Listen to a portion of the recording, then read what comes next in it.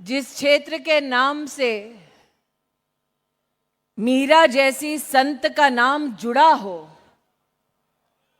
उस क्षेत्र में किसी मुजफ्फर को सेवा देने का सौभाग्य प्राप्त नहीं होगा।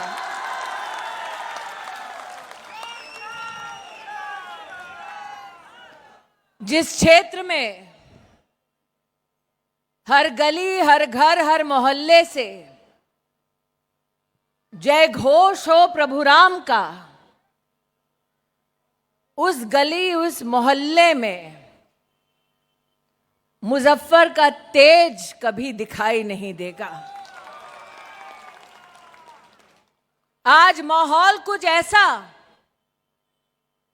कि शिव भक्त बन गए। आज माहौल कुछ ऐसा कि शिवाजी के वंशज अपने आप को कहने लगे, आगे आगे देखिए होता है क्या, कमल खिलाइए उन्हें भी राम भक्त बनाइए। आज ये दावा करने आए। जब जय घोष होता है प्रभु राम का और मंच हो नरेंद्र का,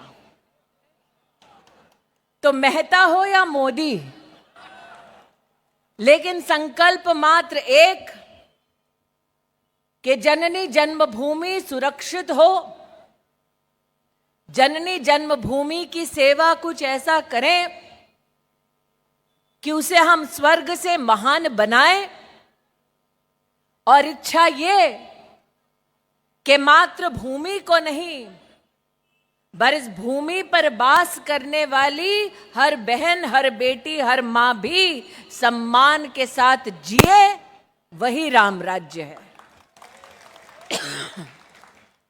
जब प्रभु राम का जय घोष होता तो मन में एक ही संकल्प कि स्त्री को मां के रूप में पूजे, पुरुष में राम की छवि देखें, भ्राता या बेटे में लक्ष्मण के गुणों को उत्पन्न करें।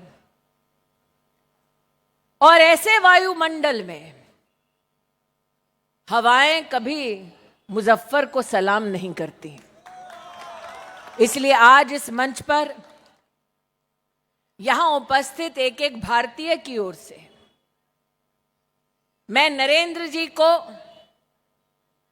चाहे वो नरेंद्र जी यहां बैठे हों या दिल्ली में, आश्वस्त करना चाहती हूं कि अगर वोट चाहिए विकास का, अगर वोट चाहिए अच्छी शिक्षा का, अगर वोट चाहिए सुरक्षा का, और अगर वोट चाहिए आर्थिक सामर्थ्य को बढ़ाने का, तो वो वोटर 20 तारीख को पोलिंग बूथ पर जाएगा और कमल का बटन ही दबाएगा।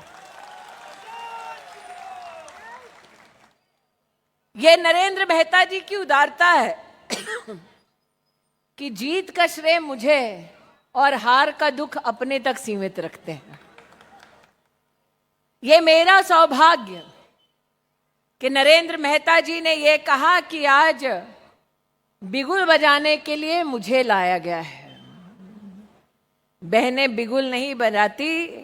भाई जब युद्ध की भूमि पर पहला कदम रखता है तो उसके ललाट पर विजयश्री का तिलक करती है। तो आज इन सभी बहनों की ओर से विजयश्री का ललाट पर तिलक लगाने आई हूं। अब दुनिया अनोखी है। योद्धा पहले मां से ललाट पर, बहन से ललाट पर तिलक लगाता है, फिर संत के पास जाता है। अब पता चला संत तो खुद आने वाला है। 13 तारीख को आपको बतलाने वाला है। ये बात और है कि उनको बुलडोजर वाला बाबा कहा जाता है, लेकिन जब बहन ने तिलक लगा दिया, बुलडोजर यूपी से चल पड़ा, तब कैसे कोई मुजफ्फर टिक पाएगा। नागरिक पोलिंग बूथ पर जाएगा, कमल का बटन दबाएगा और किसको जिताएगा? हड़ू हड़ू खसारा बोलते हैं। किसको जिताएगा? किसको जिताएगा?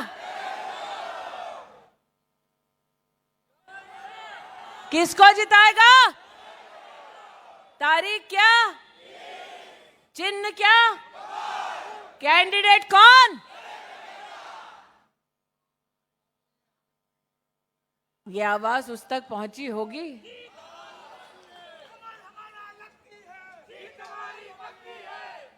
कमल हमारा लक्की है, जीत हमारी।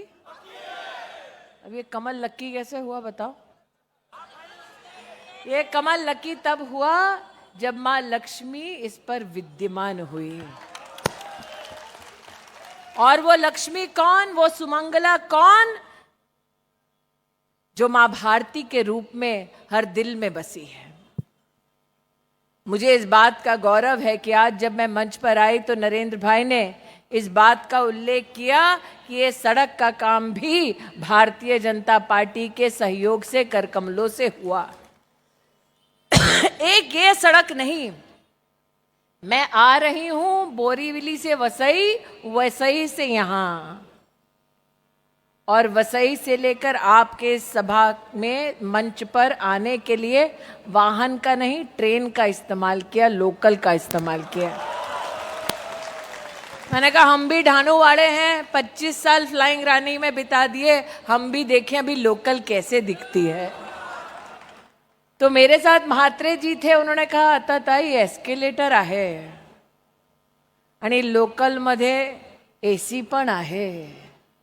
मैंने कहा एक मैं हूं जो कांग्रेस के राज में फ्लाइंग रानी में केटरर की उस वैन में बैठकर, कोका कोला के खाली डब्बे पर बैठकर फ्लाइंग रानी में कटलेट खाते खाते ढानू जाती थी, और अब शान से भारतीय जनता पार्टी के कार्यकर्ता कहते हैं सड़क चौड़ी हमने की, रेल की व्यवस्था को बेहतर हमने किया, हर व्यक्ति के जीवन में बदलाव, हर व्यक्ति के जीवन को बेहतर करने का काम हमने किया। ये हमारा सौभाग्य है। वो सत्ता के लिए लड़ते हैं, हम सेवा करने के लिए वोट मांगते हैं। वो लड़ते हैं ताकि वो एक नया मुकाम हासिल कर सकें, हम लड़ते हैं ताकि हम आपको विकास के नए शिखर पर पहुंचा सकें।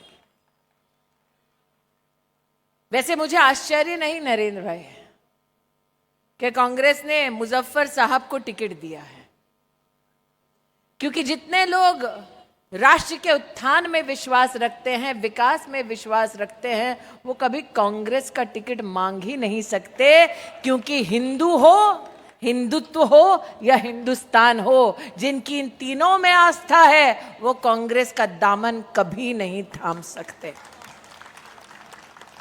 कांग्रेस दामन थामती है तो किसका? आज इस मंच पर मुझे बड़े सम्मान के साथ वरिष्ठ कार्यकर्ताओं ने, मैंने कहा प्यास लगी है, गला सूखा है, थोड़ा पानी मिलेगा। पीछे खड़े कार्यकर्ता ने भी प्रेम के साथ कहा ताई घे घे, भाषण चल रहा है दादा का। आज यहां पर जितने लोग उपस्थित हैं, किसी को प्यास लगी तो पानी बांटेंगे, किसी को भूख लगी तो रोटी बांटेंगे। ये हमारा संस्कार है कि नहीं है? यहां कोई ऐसा है जो मेरी इस बात को मानता नहीं? सब मानते हैं।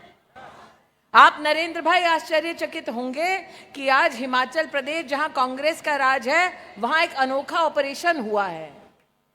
हिमाचल प्रदेश में कांग्रेस के राज में व्यवस्था इतनी चरमराई है कि मुख्यमंत्री का सिक्योरिटी गार्ड भूखा था, प्यासा था, किसी ने उसे समोसा दे दिया खाने को तो उसके समोसे पर सीआईडी की रेड लगा दी। मतलब कांग्रेस के नेता जब देश की तिजोरी लूट रहे थे तब सीआईडी का एक्शन नहीं किया, गरीब ने एक समोसा खा लिया उसके ऊपर सीआईडी का रेड किया। मैं आज इस मंच से मुजफ्फर साहब से बड़ी विनम्रता से कहती हूं, ईडी सीबीआई का डर किसको दिखाते हो? पहले जाओ उस सिक्योरिटी गार्ड को सीआईडी और समोसे से बचाओ।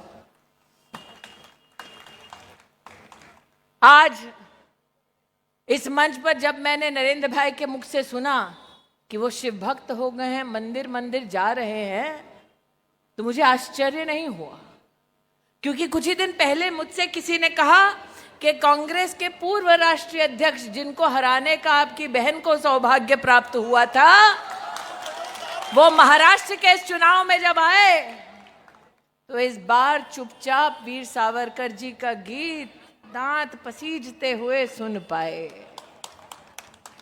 इसलिए जब उनका नेता ही डरते डरते अब वीर सावरकर के खिलाफ कुछ नहीं कह पाता, तो क्या मजाल है कि वो छत्रपति शिवाजी महाराज के खिलाफ कुछ बोल जाए। लेकिन मेरा मानना है, आस्था में ढोंग मत करो, विश्वास के साथ ढोंग मत करो, देश के साथ ढोंग मत करो। यह कांग्रेस की कैसी राजनीति है जो हिंदुत्व को तिरस्कार की भावना से देखती है और चुनाव आते ही मंदिर मंदिर जाती है। मंदिर जाने वाला दृश्य देखकर हर हिंदू भी मुस्कुराता है।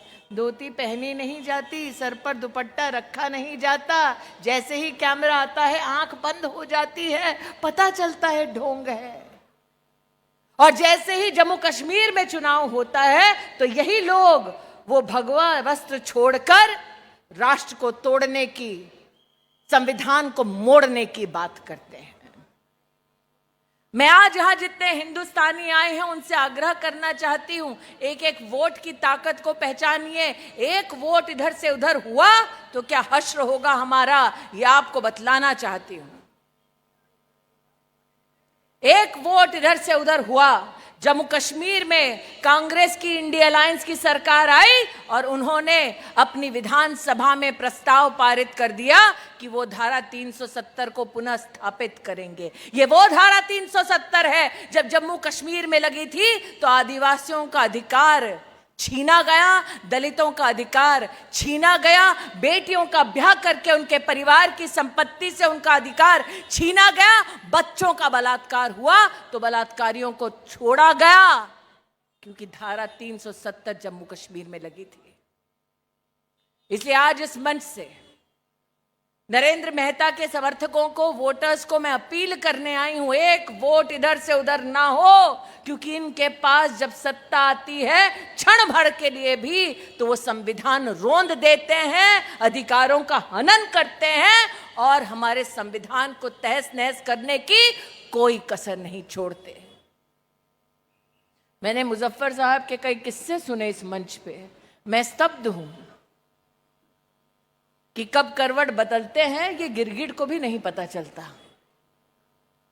लेकिन आज आपसे कहना चाहती हूं, ये वो लोग हैं जो ना सिर्फ धारा 370 को पुनः स्थापित करने की बात करते हैं, लेकिन इनको यासीन मलिक के समर्थन के लिए एक आतंकवादी का परिवार चिट्ठी लिखता है इस आश्वासन के साथ कि आतंकवादी की बात देश की संसद में कांग्रेस के वरिष्ठ नेता उठाएंगे।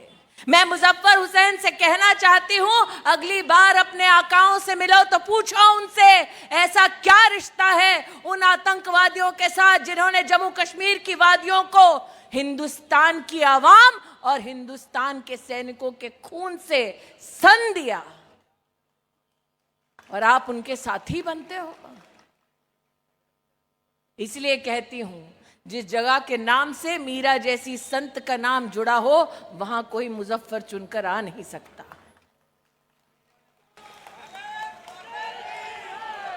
ये वो लोग हैं जिन्होंने कहा धारा 370 पुनः लगाएंगे, हम वो लोग हैं जिन्होंने कहा पूर्ण सत्ता दीजिए, हम धारा 370 हटाएंगे, कश्मीर से लेकर कन्याकुमारी तक देश को एक संविधान में हम जोड़ पाएंगे। ये वो लोग हैं जब हम श्री राम का जय घोष करते थे, कहते थे मंदिर वहीं बनाएंगे, ये उपहास कर कर कहते थे तारीख नहीं बताएंगे, मंदिर वहीं बना, तारीख बताई गई, इनकी हिम्मत नहीं हुई आकर रामलला के चरणों में प्रणाम करें। हमने वचन दिया, उस वचन की पूर्ति की। हम वो लोग हैं जिन्होंने भारत की संसद की नई इमारत में अपना कदम रखते ही देश की बहनों के लिए 33% आरक्षण का बिल पारित किया। और ये वो निर्लज हैं जो अगर महिला मैदान में राजनीति की उतरती है तो उसका अपमान करते हैं। सीता सोरेन हो झारखंड में तो एक वहां अपमान करता है, मुंबई में शाइना एनसी का अपमान करते हैं, माल कहते हैं औरत को। मुजफ्फर हुसैन के मुंह से एक भी शब्द निकला ऐसे नेताओं के खिलाफ? अरे जिसकी अपनी पार्टी में, अपनी संगत में ऐसे लोग हैं, ऐसी पार्टी के संरक्षण में क्या आपकी बहू बेटियां सुरक्षित और सम्मान के साथ रह पाएंगी? ये इस प्रश्न को उत्तर आपने देना है। क्योंकि नरेंद्र मेहता का तो वो बाल बांका नहीं कर सकते, वो भी जानते हैं। निगाह उनकी आप पर है, आप सुरक्षित रहे, इसलिए 20 तारीख को पोलिंग बूथ पर जाए, कमल का बटन दबाएं और नरेंद्र मेहता को जिताएं। ये निवेदन करने आई।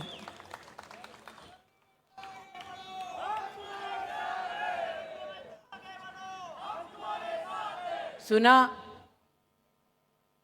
कि हमने बहन को लाडली के रूप में पूजा, उसको योजना दी, 1500 रुपए देने की बात कही, तब ये 3000 का सपना दिखा रहे हैं।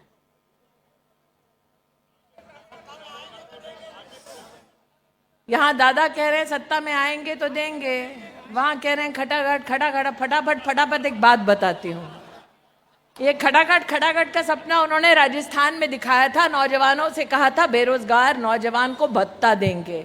यहां देखो, हम कहते हैं बेरोजगार नौजवान को नौकरी देंगे, वो कहते हैं भत्ता देंगे, ताकि नौजवान हमेशा हाथ फैला के उनके सामने खड़ा रहे। कुछ नौजवानों ने उनकी इस बात पर विश्वास कर लिया। हाल ये हुआ कि खटाखट खटाखट वोट तो दिया, फिर फटाफट फटाफट पता चला 3 लाख नौजवान राजस्थान की सड़कों पर भत्ता ढूंढ रहे थे, लेकिन कांग्रेस का एक नेता नहीं मिला। ये वो लोग हैं जिन्होंने छत्तीसगढ़ में, तेलंगाना में कहा कि हम किसान के सम्मान में खटाखट खटाखट बहुत सारा पैसा देंगे। जैसे ही सत्ता में आए, फटाफट फटाफट इन्होंने अपनी जेब भरी, तिजोरी को बैंकरप्ट किया और किसान मुंह ताकते रहे। हम वो लोग हैं जिन्होंने नरेंद्र मोदी के नेतृत्व में देश में 10 करोड़ किसानों के बैंक के खाते में सालाना 6000 रुपया पिछले 10 साल तक पहुंचाया है। ये वो लोग हैं। और आप तो खुशकिस्मत है, आप तो बिल्डर का एक नाम ले रहे हैं। आपको तो अच्छा लगना चाहिए कि अभी तक जीजा जी उनके नहीं आए, वरना जितना बचा था वो भी। ये वो लोग हैं जो गरीब की जमीन, उनका घर छीनते हैं। हम उस पार्टी से हैं जहां नरेंद्र मोदी 10 साल की अवधि में 4 करोड़ गरीब परिवारों को पक्का मकान बनाकर चाबी उनके घर की लक्ष्मी को देते हैं। हम वो लोग हैं। अरे ये वो लोग हैं जो पाकिस्तान अगर आंख दिखाए तो देश की संसद में चिंता व्यक्त करते हैं। हम वो लोग हैं जो हिंदुस्तान की सेना से कहते हैं कि जाओ पाकिस्तान का आसमान चीरकर मुंह तोड़ जवाब दो। हम वो लोग हैं। कितने लोगों ने दिवाली मनाई? सांगा सांग कितों ने मनाई? हाथ तो उठाओ। किसने बनाई? मनाई ना? दिया जलाया? सोचो जरा, आपने मनाई ना दिवाली, दिया जलाए ना? सोचो, मेरे भगवान ने 500 साल इंतजार किया कि अयोध्या में एक मंदिर में एक दीप कोई राम भक्त जलाकर जाए और दिवाली मनाए। हम वो लोग हैं जिन्होंने भारत की तिजोरी से नहीं, राम भक्तों का रुपया रुपया जोड़कर एक भव्य राम मंदिर का निर्माण होते अपनी आंखों के सामने देखा। सत्ता थी फिर भी सुप्रीम कोर्ट की अवहेलना नहीं की, इंतजार किया। हमारे धर्म ने 500 साल धैर्य दिखाया ताकि इंसाफ हो सके। अरे मुजफ्फर जी, हम धैर्यशील हैं, हम धैर्यवान हैं, लेकिन अगर चुनौती दो तो शूरवीरों का खून भी हम में दौड़ता है। आज शौर्य इसमें है कि यहां जितने लोग आज उद्बोधन सुनने के लिए उपस्थित हैं, आज शौर्य का प्रतीक यह है कि यहां जितने लोग कुछ दिन बाद योगी जी को सुनने आएंगे, सौगंध आपको दिलवाती हूं, मात्र भाषण सुन के मत जाना। एक एक घर से 5-5 लोग जो वोट दे सकते हैं उनको निकालना और उनसे वोट करवाना। क्योंकि एक तरफ कांग्रेस है और दूसरी तरफ कौन है थोड़ा पता नहीं चल रहा है। कुछ ऐसे भी हैं जिन्हें खड़ा किया गया है ताकि हम बटे, फिर कुछ ऐसों को खड़ा किया है ताकि हम बटें, और तो बटना नहीं है, और अगर बटना नहीं है तो कौन सा बटन दबाना है? कौन सी तारीख पर अगर बटना नहीं है तो बटन दबाना है? और किसके लिए बटन दबाना है? चिन्ह क्या है? चिन्ह क्या? कैंडिडेट कौन? तारीख क्या? पक्का? एक आओगे कि हर घर से 5-5 लाओगे? पक्का? सौगंध दिलवाती हूं बहन के नाते, पक्का? आज नरेंद्र भाई ने इस मंच पर कहा कि मैं हर बार आई, हर बार मैंने मेहनत की, लेकिन बहन जब घर आती है तो मात्र भाई से सूखा आशीर्वाद लेकर नहीं जाती। आज अपनी झोली फैलाकर आपसे आपका सुरक्षित भविष्य मांगती हूं। आप वोट करें और 5 लोगों को अपने बच्चों के लिए वोट करवाएं। पक्का? तारीख क्या? कैंडिडेट कौन? और चिन्ह क्या? तो बोलो भारत माता की, भारत माता की, भारत माता की।